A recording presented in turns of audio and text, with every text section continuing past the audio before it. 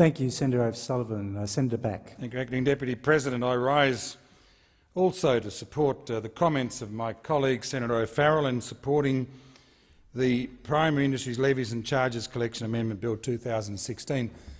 I'm absolutely delighted here in 2016 that Agriculture and Agribusiness, Acting Deputy President, have actually found their place in the Australian psyche. When I came here in 2008-9, you couldn't get agriculture even onto the agenda. Today, it is recognised not only agriculture is so important domestically, but of course from an export point of view. Agriculture contributes about $50 billion to the Australian economy, and it is one of those areas that is expanding astronomically. As we embrace the free trade agreements with Korea, with Japan, with China, and of course I hope that we embrace the opportunities with the Trans-Pacific Partnership over time, because it's going to open up a whole new geographic area for us, Acting Deputy President, and that are in the areas of Mexico, Chile, Peru, into Central and into South America. Acting Deputy President, I do want to make some comments more generally about agricultural and primary industries levies and charges, but I do want to focus in a few moments more particularly on the beef industry. With regard to agriculture more widely, it is important for people in the chamber and those listening to understand that the government does support the research activities of levy payers on a dollar-for-dollar basis, and for that reason it is vitally important that we in this chamber and in the other place, on behalf of the Australian people, have an interest in and an oversight of how levy monies are spent. During this inquiry, we heard from pretty well everyone of the agriculturally related companies or organisations, and we learnt, of course, that there was frustration, Acting Deputy President, from different sectors within the agribusiness and agricultural industries as to who the levy payers were, as to how much they were paying, to whom they were making the payments, and most particularly where their dollars went. And I remind you again that we, on behalf of the taxpayers of Australia, do support that research component very, very actively. And of course, it is important, particularly in today's world with today's technology, that levy payers are identified, that the amount they pay is correctly recorded and reported, that those funds are made available through the responsible organisations, and most importantly, that we have the least amount of administrative burden between the payment of monies by levy payers and the value of those levies paid by way of research, marketing, development, or for whatever purpose they are allocated. And indeed, in proposing the legislation, the Minister for Agriculture and of course the Deputy Prime Minister made the point that there are 15 Rural, Regional and Development Corporations, RDCs, and that one size, Acting Deputy President, does not suit all. So therefore, in the Senate inquiry we had, which led to a report and recommendations, which I'm pleased to say, if not unanimous, was almost unanimous, was the fact that there was a recognition from those who pay levies, to those who receive the levies, to those who allocate the research and marketing funding, A, that there be a separation between the two and it be transparent, but B, on the research component, that we know where those dollars are being spent. I do want now to focus more centrally on the recommendations that came from the Rural and Regional Affairs and Transport Industry Committee report into grass-fed cattle. And that is going to lead me also, Acting Deputy President, to make some observations on the first speech this evening of the newly elected Senator Darren Hinch. But I go back initially to the recommendations of the grass-fed beef levy report and its hearings. We held those hearings around Australia, in Canberra, in Broome, in Tennant Creek, in Rockhampton, back to Canberra and back to the Riverina area of New South Wales. And these were the recommendations, Acting Deputy President, and they reflect those more widely, I think, of the bill about which we are discussing this evening. The first, that there be a producer-owned body which would have the authority to receive and disperse the funds from research and development, as well as marketing, in this case of the cattle transaction levy funds. Why did that come about? Simply because there was a recognition that there was a wide gap between the knowledge of who paid levies, when they were paid, to whom they were paid, and the source of that funding. And that recommendation went on. This producer-owned body should be authorised to receive matching government research and development funds, and there was mention made of reforming the Cattle Council of Australia to achieve these outcomes. So immediately, Acting Deputy President, we come into that situation of the involvement of this chamber and this parliament, and that is in the oversight and the husbanding of funds on behalf of the Australian taxpayer in terms of research and development, not marketing, but research and development. And I'm very, very pleased to see that the bill, as it has been presented to us for approval, does pick up those questions associated with the recommendation that was made. The second was the recommendation for the establishment of a cost-effective, automated cattle transaction levy system, and that, we said, should identify levy payers against levies paid. Acting Deputy President, the scenario that we encountered as we went around Australia was the fact that there was no immediacy in terms of settlement. A levy payer would sell cattle into the market, funds would be taken out of that transaction for the purposes of the levy, but a long time gap existed between when the levy payer paid the funds to the person, often the agent who held the funds, until those funds were eventually retired to the responsible authority. And we said that in 2015, as it was then, with the current electronic settlements that occur by their billions today in the credit card market, etc., that there should be a more immediate settlement of levy fees paid and allocation of what are called voting entitlements. And I want to introduce that topic because, obviously, upon the payment of levies, a levy payer, a producer, then has certain voting entitlements for where research, development and marketing funds are allocated.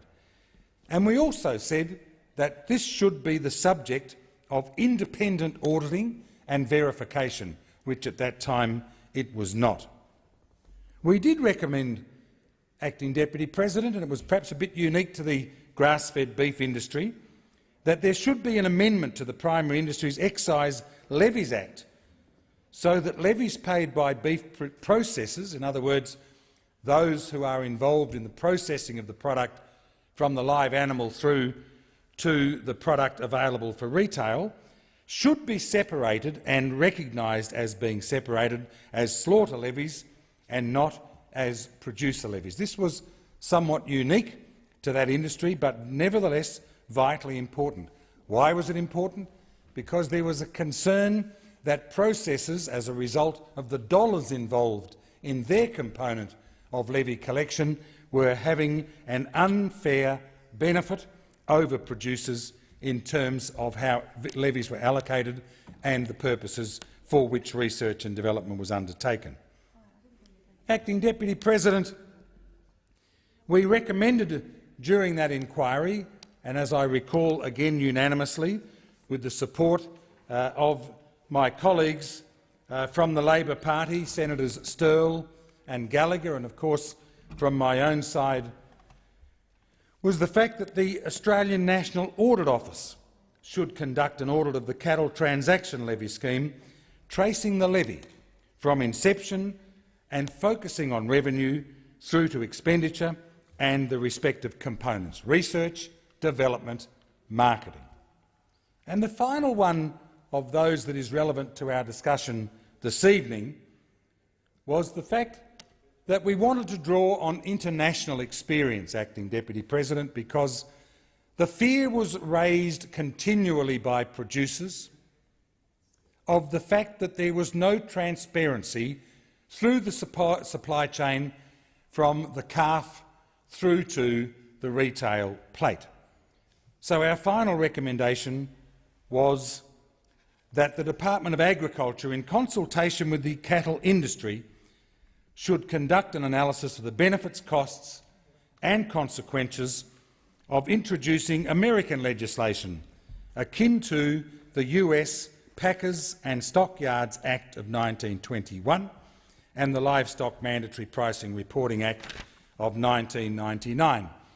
And what does that do in the USA, Acting Deputy President, through you to my colleagues? It basically allows a scenario in which those involved in production, those involved in processing, those involved in transportation, marketing and retailing have a greater degree of transparency on where the funds come from and what is the fate of the funds. And I'm pleased to see that my colleague, Senator Reynolds, is now in the chamber because she was instrumental in the original Senate inquiry being undertaken, which has led to the Primary Industries Levies and Charges Collection Amendment Bill of 2016.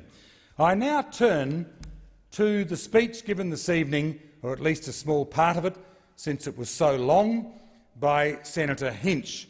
And where is the relevance, Acting Deputy President? The relevance is to do with the beef industry and the grass-fed levies, because as we went around Australia, Senator Whish-Wilson, as I recall, was a participant in Broome and in Tennant Creek, and I don't recall if he was there in Rockhampton.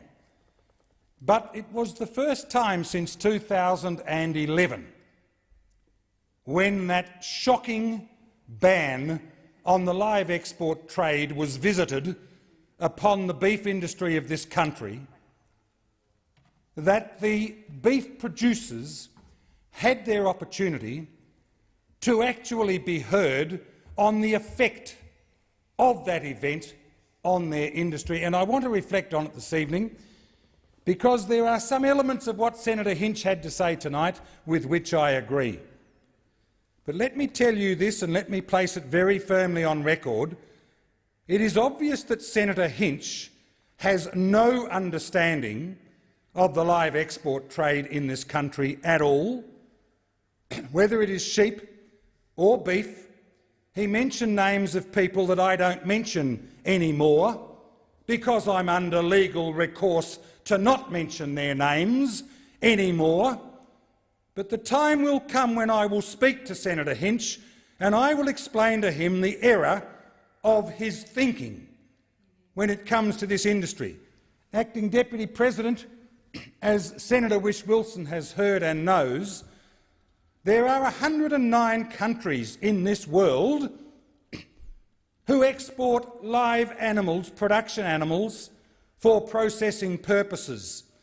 Senator Hinch in his little cocoon doesn't know this. There is only one country that has ever invested time or money or personnel or expertise in the well-being and the husbandry and the management and the transport and the nutrition and the welfare of animals in our target markets. And that country is Australia.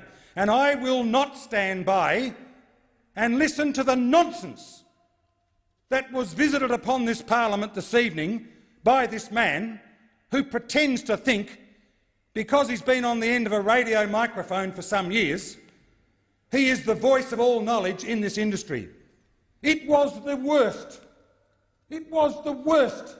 piece of legislation that ever came down in this country.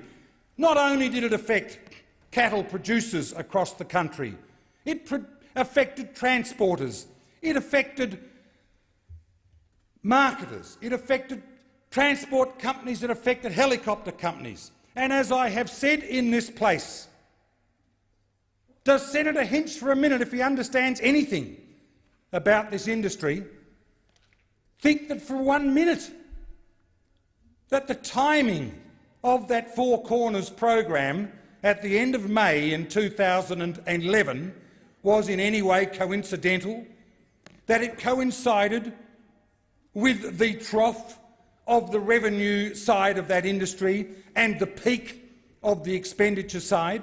Does he not understand that it was a deliberate effort by a number of people, including the Meat Industry Employees Union and GetUp and others, to destroy this industry, animal activists whose only interest was the destruction of an industry and to get a Prime Minister off the front page?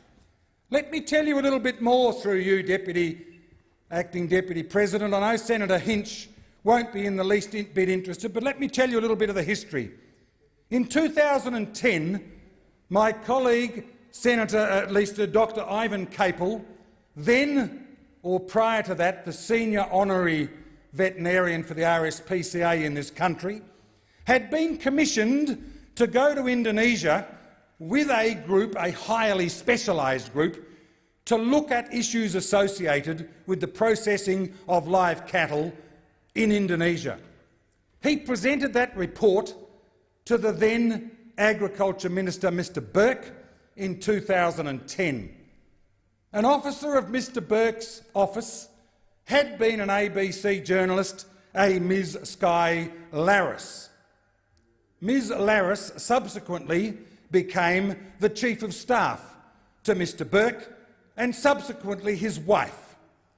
During the time that, or from the time that Dr Capel produced his report advising that there were some minor problems associated with the processing of Australian beef in Indonesia, but by no means the nonsense that we saw in that Four Corners cooked-up show. A show, incidentally, whilst time allows me, reminds me to tell you that the producer, Ms Sarah Ferguson, lied to me under oath 6 times in a subsequent Senate inquiry. Let me put that to one side. Ms Larris received the Capel report but never presented it to the then Minister for Agriculture, Mr Burke.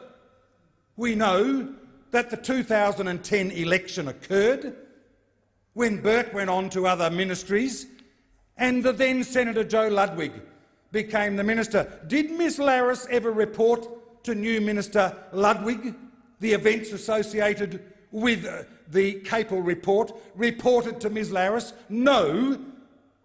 He was never called upon, Capel, never called upon to report to any minister of a Labor government. We know the sequel. Late May 2011, we had the Four Corners report. Early June, the ban on the trade took place.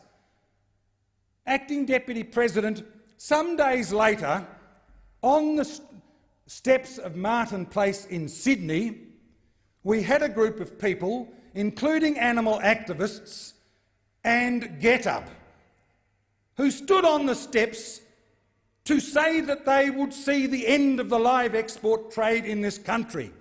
Do you know who the representative of GetUp was on that occasion?